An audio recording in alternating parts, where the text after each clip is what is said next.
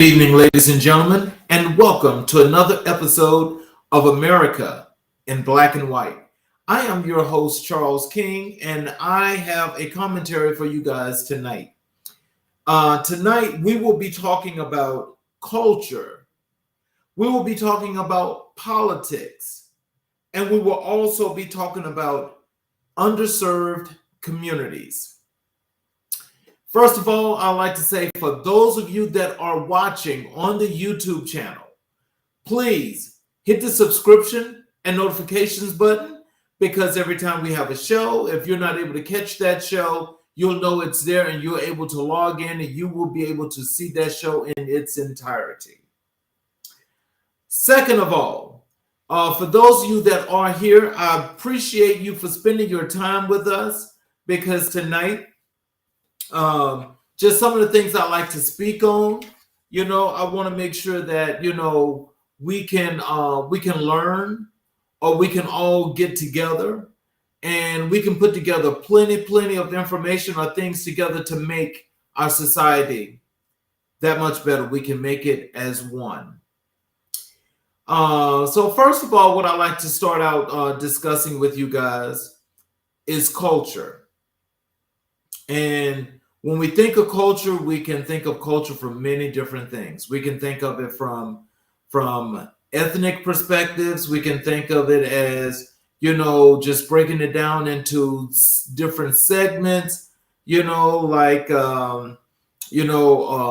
people that like to do sports, people that like to,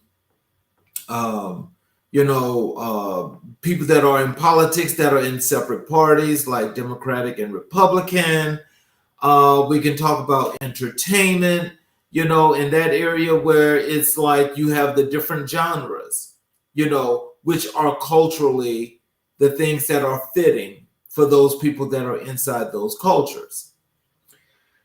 Now, the first thing I like to discuss with you all is I definitely would love it that for those that are watching this show, and for the things that we're going to discuss tonight, I definitely would appreciate if I can get some of you guys to, those that want to come on the show and discuss some of the issues that I'm talking about now, please, and you can contact me, and I'm more than welcome you to come to the show and we can discuss any of these issues that some of you either feel comfortable or you feel uncomfortable about, and we can definitely talk through, as to how you're feeling or why you're feeling the way you feel.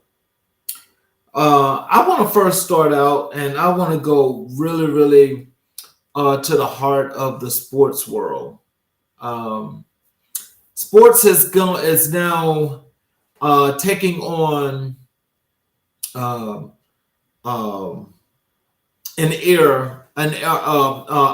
thing that's basically turning sports into something that it's not intended to be. Originally, when we had the sports culture here in America, we all know that there was a point in time that if you were an African American, you were not allowed to play sports with people that did not look like you. You were not allowed. There was the big lies, the cultural things of cultural thoughts, shall I say, of white people saying that they did not want to play with black people because black people or even brown people just did not fit or had the brain power to understand the rules of the games in which they created. Again, I say they created. Now, we're in an era where the sports world has grown so that now people can bet on sports, And in the process of betting on sports, that's actually here in Western culture, here in America. In betting on sports, you can bet on a player, you can bet on a color, you can bet on, that is, goals, touchdowns, touchdown passes, field goals, that is, for basketball, points, assists, rebounds. You can bet on all those things. Hockey, you can bet on goals. You can bet on a player starting and not starting. These are things that's going on now that's actually taking away from the spirit of competition, because I am a person that was a big sports fan. I competed in sports, and at one point I was like just a diehard sports person. That's no longer true. And it's no longer true for me because with the spirit of competition being taken away, and with people, now controlling the mini sports to where what it looks like to me, I don't know this to be true, but what it looks like to me is that with the gambling going on, that the games are just fixed. It doesn't matter what the sport is. The games are fixed. And so then this is my perspective, unless you are the team that's got the most money to put into the pot, is the only way you get the opportunity to go into a playoff or whatever they want to call it at the end of their seasons, in order to get the opportunity to win the championship. Now, I'm saying this to say that, there's been a number of things that's happened in many, many sports, and the officiating for all these sports now have taken a real serious turn. The turn that they have taken are the turns that, it more than shows that there's favorability. Now, if there's favorability, then what that says is that,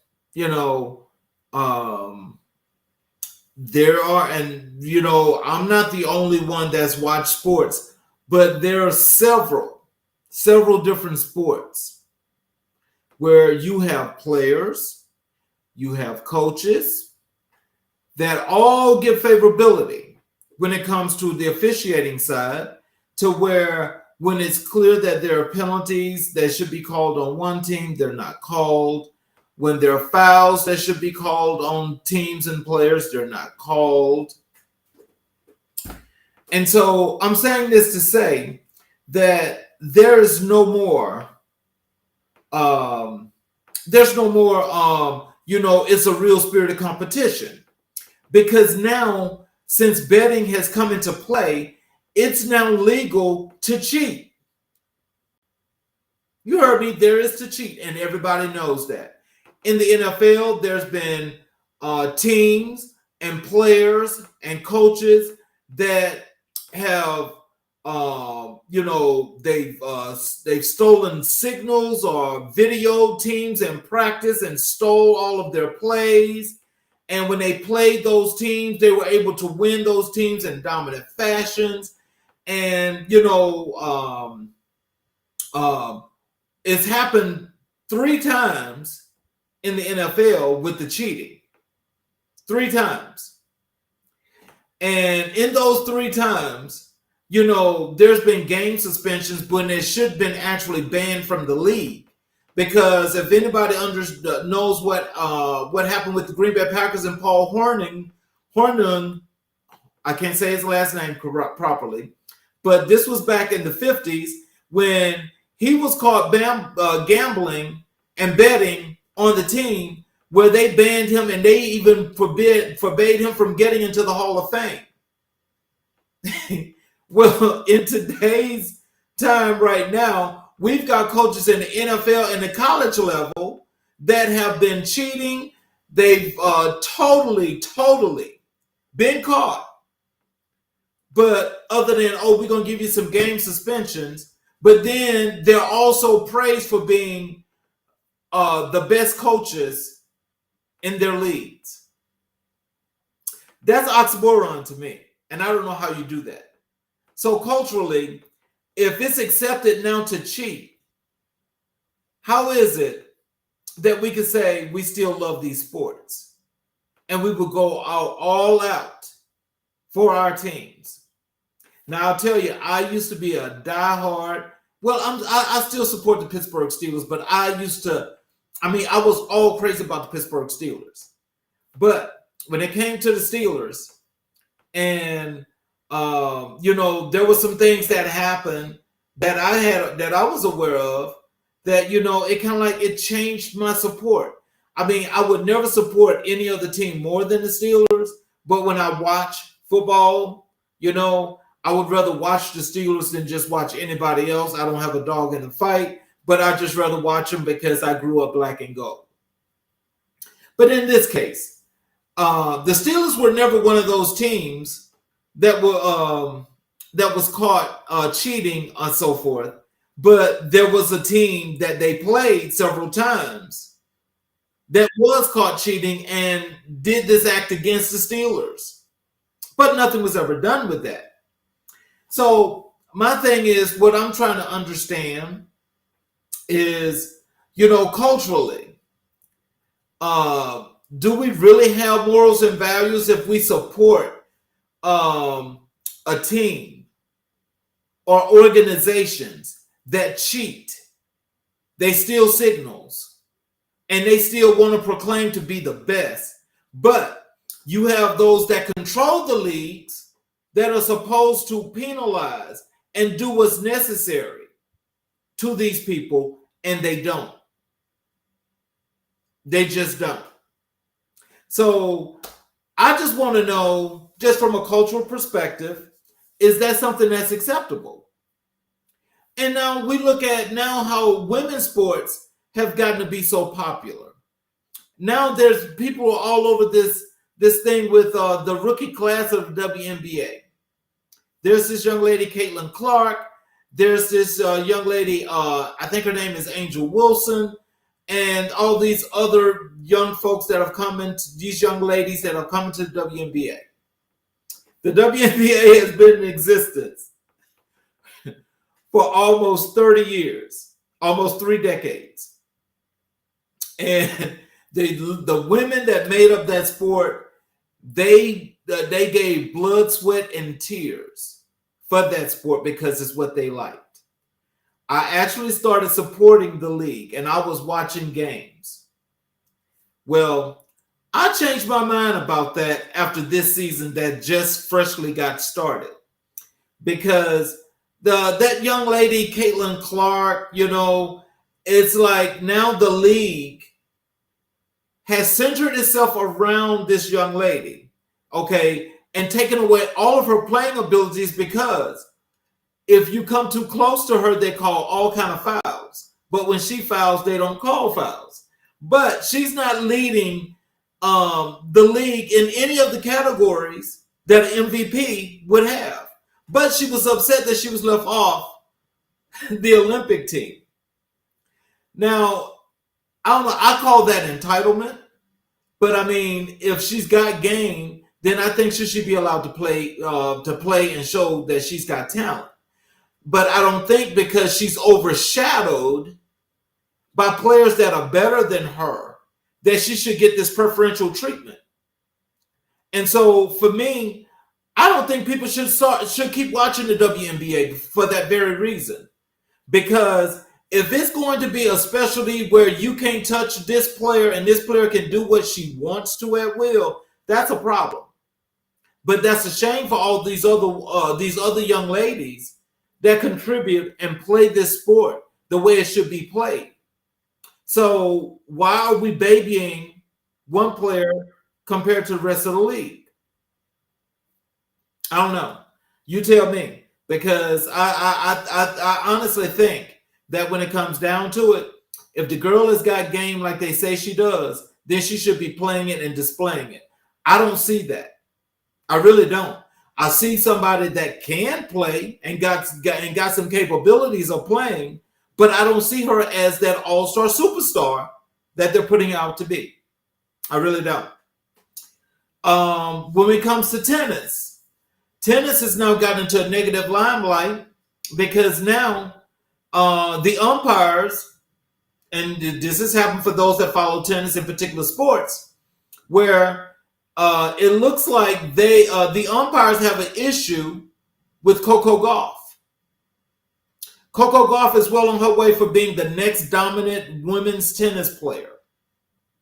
She so happens to be African American.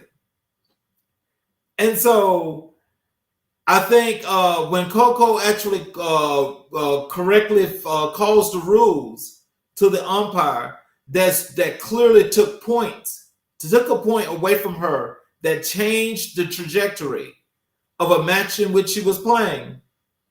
That was horrible. The sport should have did what it was supposed to do, and it was supposed to reprimand that umpire and never let that umpire for a while. Because if it's clear that when a player challenges a call and wins the challenge, which means that that point should not be awarded, but the umpire awards the point anyway, that's a problem. This is happening to Coco Gauff in a lot of the majors. Okay, it's happened at Australia. It's happened at one of the summer circuit tournaments here this past month, and it's crazy.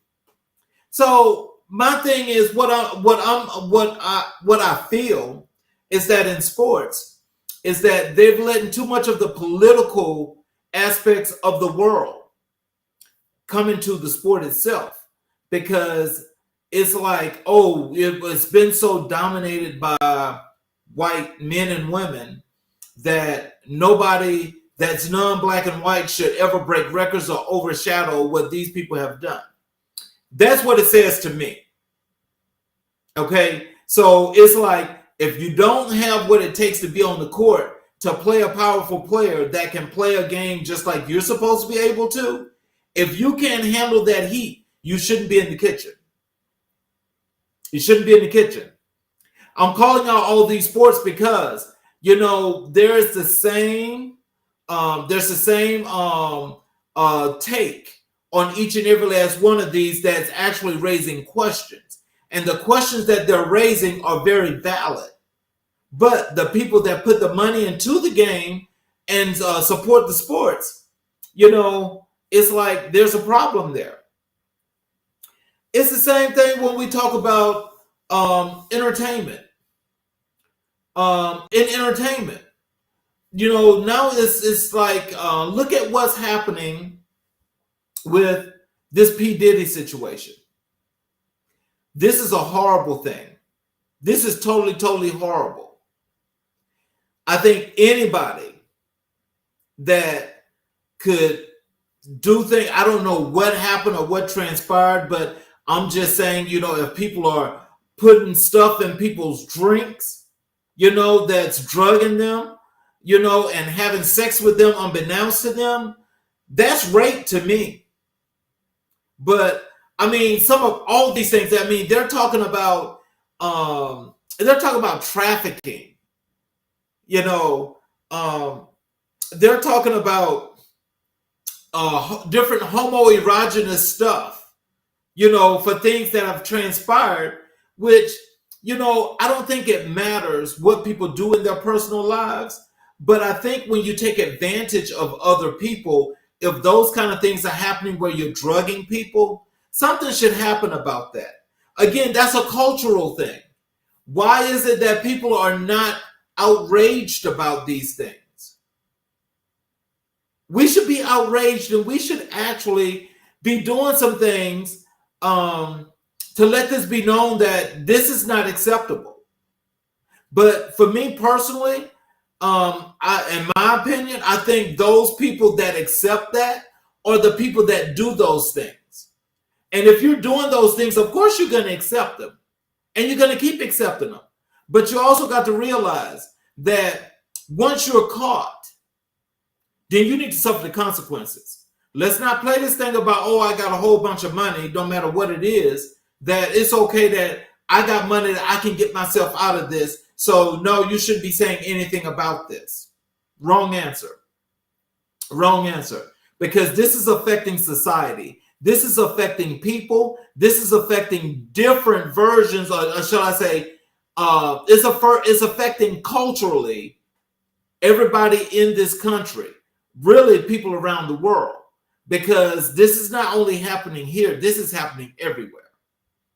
And so now people just have this no holds barred sense of being, that it does not matter what they do, when they do it, and how they do it. If they do it, you just have to accept it. And I don't think that that's the way that should be. There's another cultural situation that I think people should be outraged about. That is this justice system and this Donald Trump situation. This man has clearly been slapped with a felony, 34 counts in New York, and he's still allowed to run for president. Now, anybody else that this happens to, do you honestly think they're going to be able to get on a ballot to run for president? Now, from a cultural perspective, this right here breaks down the country, and it sends the country into a tailspin, because we're talking about black, white, brown, Asian, whatever you want to be. We're talking about different cultures being affected by this. But the thing that's so strange about it is that the supporters that support him will go to hell and back to support the wrongdoings. And we go back to that question I asked you guys earlier. Are we really accepting lies, cheaters, and thieves? Are we really accepting that in culture? I can say for the people that I know, I don't think that's accepted, because I don't accept that.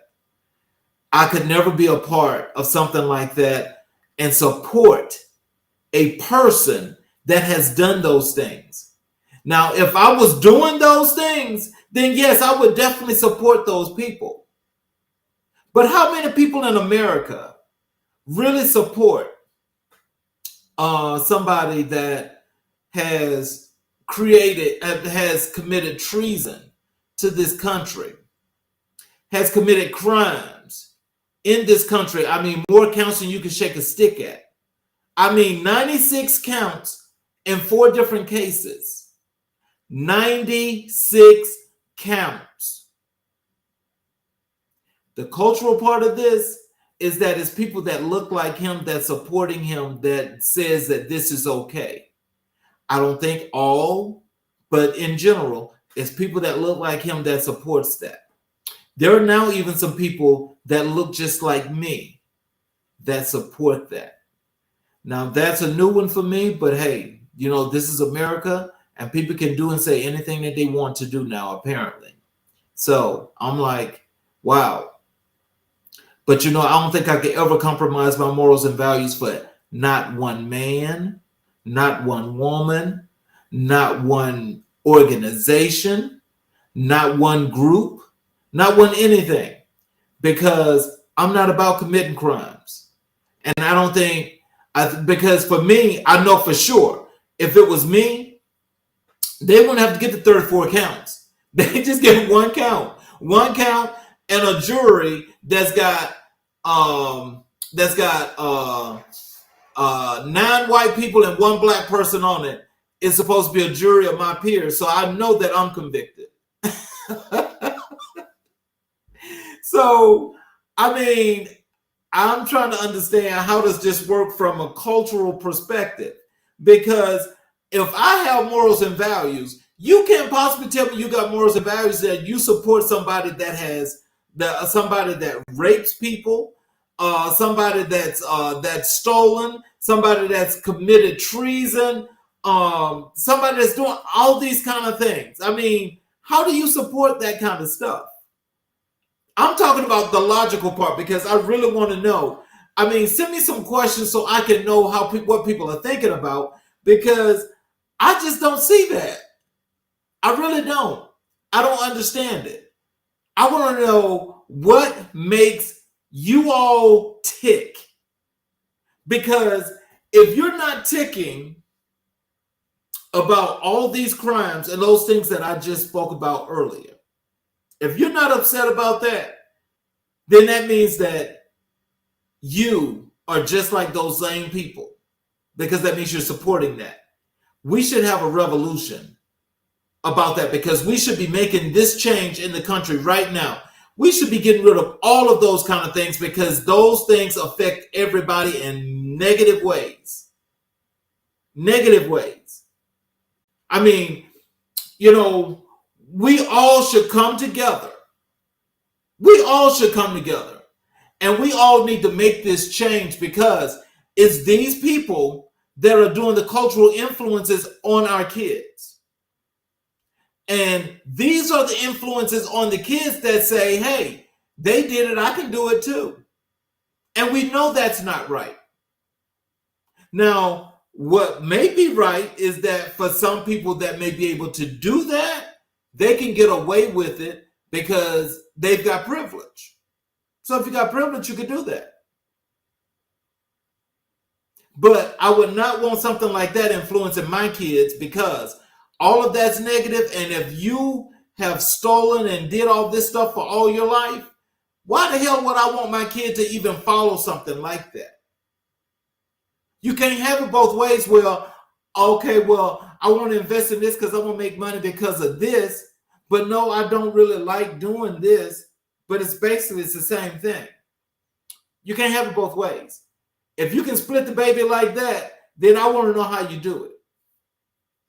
My last thing I want to talk about when it comes to cultural situations is entrepreneurship. When we talk about entrepreneurship, we have several people nowadays. It's now taking on a new life of its own, where people are spurning up and they're doing things on their own because they're deciding that they're not going to work for companies, or larger companies in particular, because they're only being used and abused. Well, there are some things that, was put into play that supposedly was going to help a little bit. It has not been enacted yet, so we don't know how that works. And so if we don't know how that works, then we can't really say if it's going to be good or not. My thing is this. I think for any individual that's fresh coming out of college, or if you're young, or you're you're at a part right now where you've got education and you've learned a whole lot about wanting to do entrepreneurship and what business you want to start for what you want to do for the rest of your life, I say do it. I said, because if you're going to have your own business, believe me, that's a mind frame that's always good, because if you are the boss, then you know exactly what you need to be doing and how you need to be doing it. I support any person, any group that's going into that wants to be an entrepreneur or start entrepreneurship, because what that does is that shows your dedication and your ability for the skills that you got to build on you. The only way you're going to build is to build in you. Invest in you. When you invest in yourself, you got any and everything that you need. If you have a supporting cast around you, that is from family, friends, and people in the industry in which you're going, and they're going to support you, do it. Do it. Stay away from these companies that are taking money away from you, not trying to pay you for when they need to pay you, not giving you the benefits that you need to get when you deserve those benefits. Because when people want to take sick leave when they're sick, when they want to take vacation when they need some time off, when they need to take FMLA when they need time off, a lot of companies frown upon that. They say, oh, you got to take your time. But when you take your time and you put in to take that time, they're doing things to actually be counteractive on that. That's when you get fired, when you take vacation, or when you take days when you're having stress. So you may be stressed this week and you want to take 2 days off and you sick. Okay. You want to give them the doctor's note because the doctor recommended that you take the 2 days off or the 3 days off. They got the doctor's note. You got the time. They're upset about that. Why? You earned the time. So why, when you work at companies, why do they do that? They do it because they feel like if they got you in a handbasket and they feel like you don't have no other resource in your life to help you to move or maneuver like you want to, they're going to crush you like a bug. And in particular with the FMLA, because a lot of people are not understanding FMLA. And for those that understand what FMLA is, it's the Family Medical Leave Act. Once you've worked for a company for more than 2,500 hours and you're a full-time employee, you're entitled to those 12 weeks of FMLA. 12 weeks. You don't have to take the straight 12 weeks. If you go and you got a cert from your doctor and your doctor is going to say that you need to take intermittent FMLA, you can do it a week at a time. You can do it a day at a time. But as long as you haven't used your 12 weeks, that cert is good for a whole year. 1 whole year.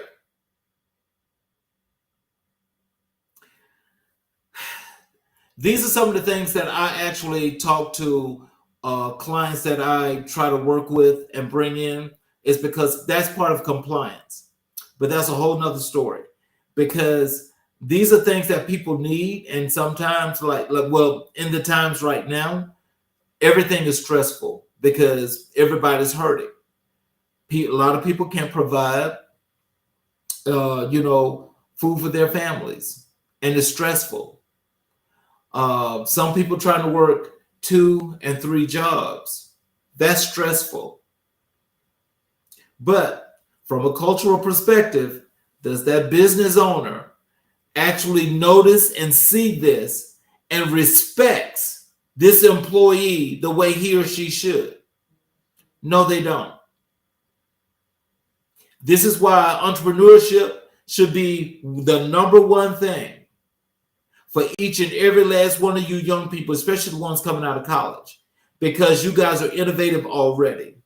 You've already got the push and the drive, and you can go and you can do whatever it is that you want to do. You can do it. I'm supporting that. I'm going to do a pivot now, and I want to talk about the political avenue. There's an avenue. It's major, it's big, and it's here in the United States.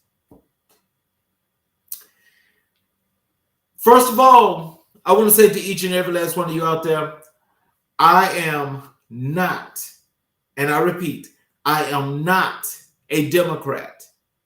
And I damn sure am not a Republican. Damn sure not a Republican. I'm about as independent can be. I'm that big old I. And I will tell you, supporting either of those two parties, it don't do me any good.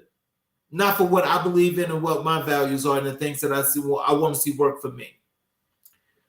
But what I will say is that for what I've seen over these last 8 years, I will tell you without a doubt, without a shadow of a doubt, right now today, I, Charles Zachary King, am endorsing Joe Biden for President of the United States of America. You heard me right. I am endorsing Joe Biden for President of the United States of America. I'm endorsing Joe Biden because I feel like in order for me, my family and friends, that is clients and people that I know of that look like me, if I need to have an opportunity, if I'm going to have another leg to stand on going forward, I need to have him back in office. I need to have him, Kamala Harris, back in office. That's the best for me. And that being the best for me means that I don't have to worry about these people thinking that every year that pass that they don't have a felon in office, that they're going to come and they're going to try to overthrow the government again. What I don't understand about the government, though, is when they know these people are coming to overthrow the government, they act as though if they have to sit on their hands. But when you had a peaceful protest in Washington, D.C. with Black Lives Matter, you brought the National Guard, the Army, the Marine Corps, and the Navy all on downtown 14th Street, Pennsylvania Avenue, to set it off because you said that there was going to be violence. But there was no violence. But the violence was when they wanted to overthrow the government on January 6th. And it took like forever and a day, and they're still taking forever and a day to prosecute all those people. That's the problem I got with the government. The government clearly shows that there's favoritism in how it operates. Clearly. But if I want to have an opportunity, I know that what's going to have to work for me is I'm going to have to accept that. I'm going to have to accept that until, when times do change, if they ever change, then I'll see better days. But I know if I want to live for the next 10 years, I do know that I need to have Joe Biden and Kamala Harris back in office for this 2024 election. I would suggest that each and every individual that looks like me do the same thing. Don't listen to those folk like these folks in the entertainment industry. I'm not going to call no names, but these people in the entertainment industry that's running around here talking about they're black men for the black men for Trump. That's a lie. That's a blatant lie. I don't know who those men are, but I will tell you this: I'm not one of them. I've never protested to be one of them and never proclaimed to be one. I'm always going to be for me and what's going to work for me. I'm not a part of a group. So there's not, that's the atypical. No, sir, that's not the way it goes. Don't group me in categories. Until you know me, then you'll be able to talk to me. If you can't talk to me, then you don't know me. But to say that there are black men for Trump and all black men are for Trump, that's a lie. Stop it. Please, just stop it. Because that's nonsensical. That's nonsensical. How in the hell are you going to group and categorize every black man in some group that you that's an elitist group of all of you that's running around here that's playing gatekeeper for other folk and saying that this is where we are? Stop trying to influence the election in the wrong way, because that's definitely not true. And unless you all are sitting there playing these games with these posters, which could be happening, then hey, we talk about something totally different. But that is not something that should be said on national TV or an interview that's being conducted, and they want to play a sound bite over the TV and say, oh, black men voting for Trump. That's a lie. That's a lie. Yes, it is a big lie. And, there's some things about this 2024 election that's so important, and I want to share them with you all because I think it's some things that we all need to see. I got this report. This is from Pew Research, okay? This is an 80-page report. This report, the title of it is called Cultural Issues and the 2024 Election. Immigration, gender identity, racial diversity, and views of a changing society. Now, that in itself speaks volumes, and it says 1,000,001 words, because how this works is, there are people that saying pretty much any and everything that they want to say. Now, when they talked about this and when they did this research, they went out, which is basically like a poll.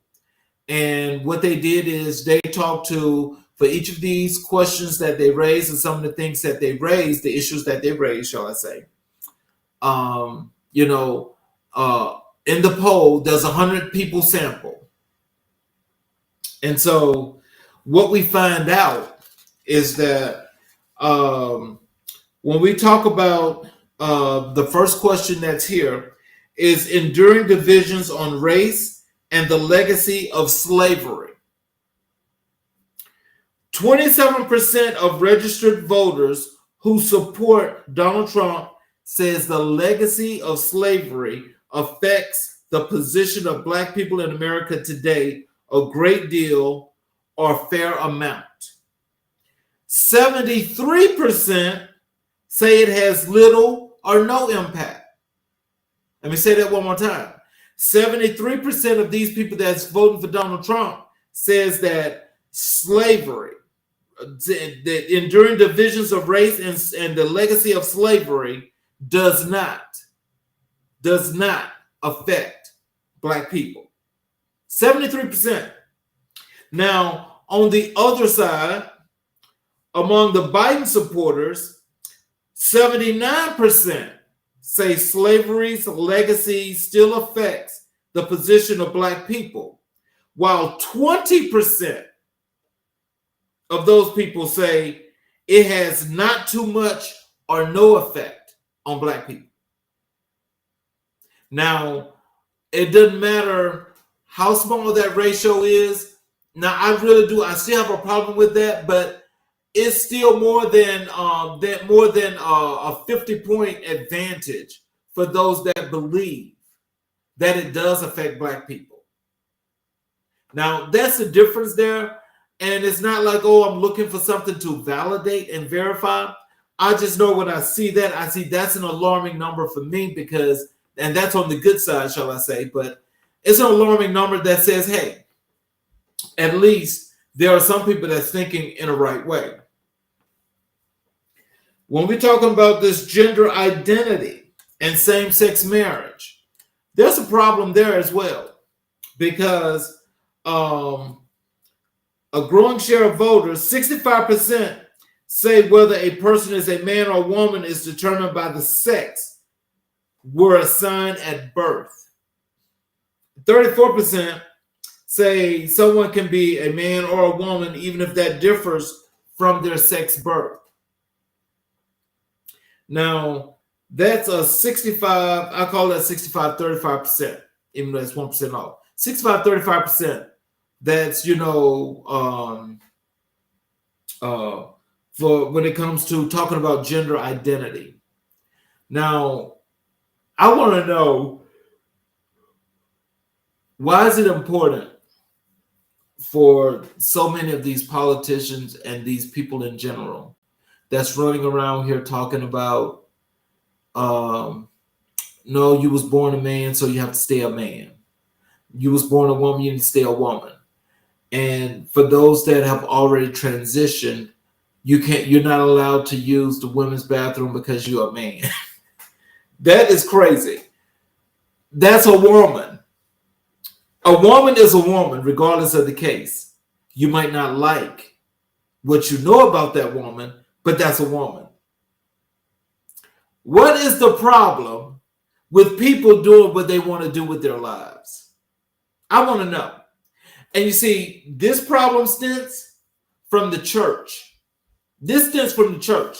This is them, those crazy, controlling folk that are, I think they're Baptists or whatever they may be, something on that side of religion.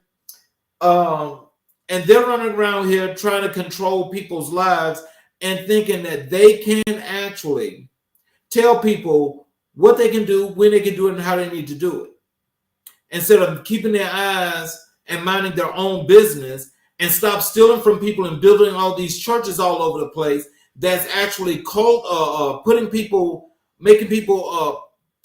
in cults, because it's like a whole bunch of cults. And so when you can run around here and you talk, oh, well, this is what I'm doing. This is what the Lord said. This is what Jesus said.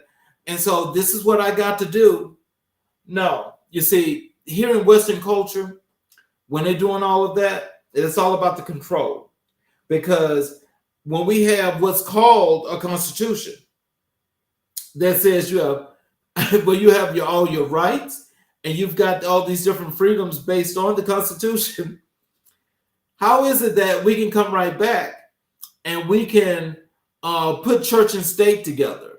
We can put politics and church together because that's how it works. That's how it functions. That's how it operates. That's not the way that was supposed to be, but they're doing it. And so, because somebody is a part of the LGBTQ community, they're living their lives in a peaceful way. They're doing what they do, celebrating life like always, like people can do it anytime they want to. They ain't bothering nobody, but because they're not like you, it's a problem. Who wants to be like somebody that's trying to control somebody's life, trying to tell them if they can be a man or a woman, and because you are same gender loving, that you are a problem, you are a pedophile, when it's factually known that pedophiles are the heterosexual men. People in the LGBT community are saving children. Saving children. Saving children. Not molesting them. Not raping them. Not battering them and killing them. The LGBTQ community is about the love. Come on, people, get on board. Stop all this divisiveness, and we all know where that stems from. And how they do this, I just will never understand. But in this thing about gender identity, 90% of the people that support Donald Trump say that your gender is determined by your sex at birth. And so, you know, under the Biden, with Biden in the same poll, the Biden supporters were 59% say that gender can be different from sex at birth, while 39% say gender is determined by sex at birth. Those numbers are kind of close, but, you know, the 20%, you know, in favor of people living their lives the way they want to, I can understand that. It should be more, but, you know, you got people that still want to get into this controlling thing via the church. Oh, man. So now when we talk about a national effort, we're talking about immigration now. When it comes to immigration, there's a very sharp divide between Trump supporters and Biden supporters. 63% of the Trump supporters, they support a national effort to deport all of those in the country illegally, compared to just 11% of the Biden supporters would want something like that. When it comes to criminal justice, a majority of voters, 61%, say the criminal justice system is generally not tough enough on criminals. Okay, just 13% say the system is too tough, while 25% say it treats criminals about right. Now, on the Trump side, those supporters are at 81%. And on the Biden side, those supporters are at 40%. Now, let me just tell you, and you know, you don't need a scientist to tell you this, but that means that when they say the justice system is not too tough, that means that they want all black people incarcerated. That's all they're saying. Because other than black and brown people, who's being incarcerated at a higher rate of numbers? Nobody. The changing American family. Now, we know it's different from 40 to 50 years ago, but 3 times as many Trump supporters as Biden supporters say society is better if people prioritize marriage and family. That's 59% for the Trump folk and 19% for the Biden folk.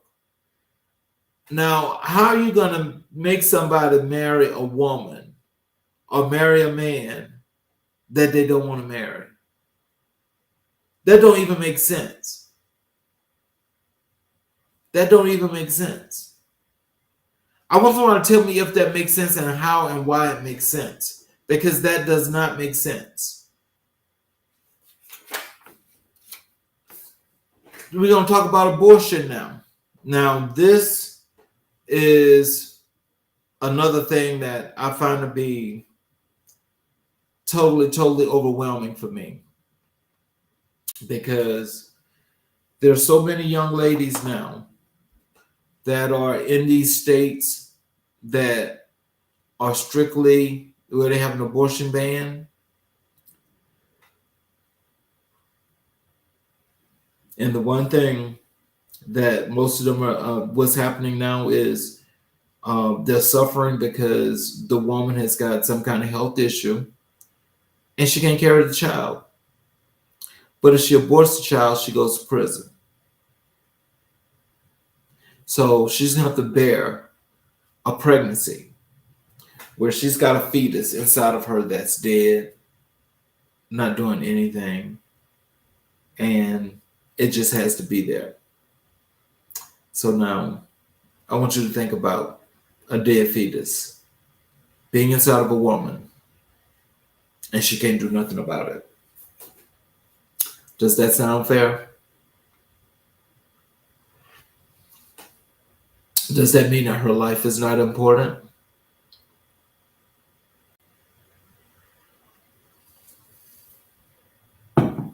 That's crazy. At any rate,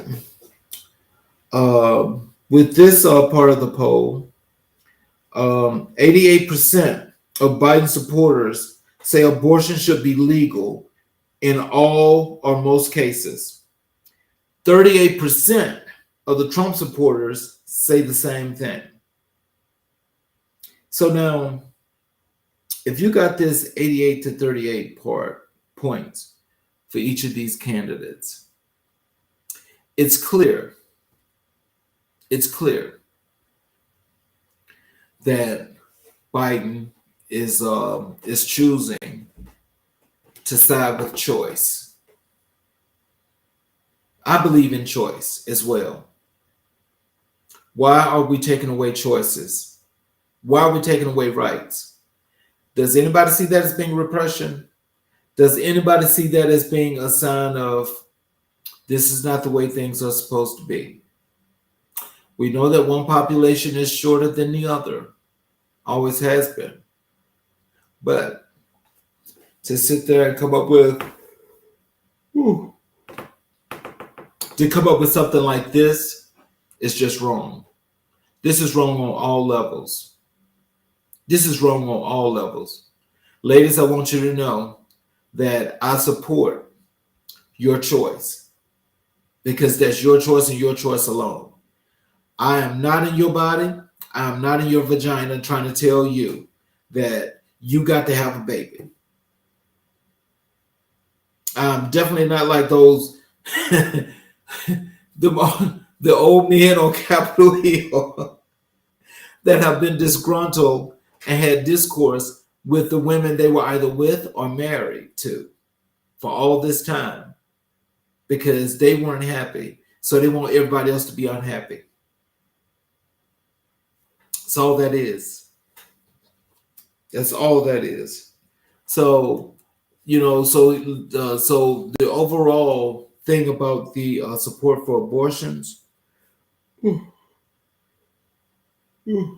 is a very high rate. That rate is basically overall, it is up to that 80 percentile. It is up to the 80 percentile. And I think that's a good thing. Broad support among voters for discussing America's historical successes and flaws. Now, according to Pew, Biden supporters are at 5%, Trump supporters are at 11%. So with this, there's really no hit or miss here because they're almost in the same category. Ooh. 78% of the Biden supporters and 60% of Trump supporters say it is at least very important to have public discussions about the country's failures and flaws. So at any rate, with this poll, because it goes really in depth, it talks about everything from, economics. It talks about politics, and it even talks about. Hold on a second. It even talks about mental health, and mental health part is very in depth. It actually gets to the point. And so, my thanks to this is that what we have to do in politics is we have to do the right thing by the public. My thing is this to everybody that's listening, please go vote. Vote. It doesn't matter who you vote for. I endorse Joe Biden because I'm going to vote for Joe Biden. But vote for who you're going to vote for. If you choose to choose Trump, then that's fine. But you voted. You should vote.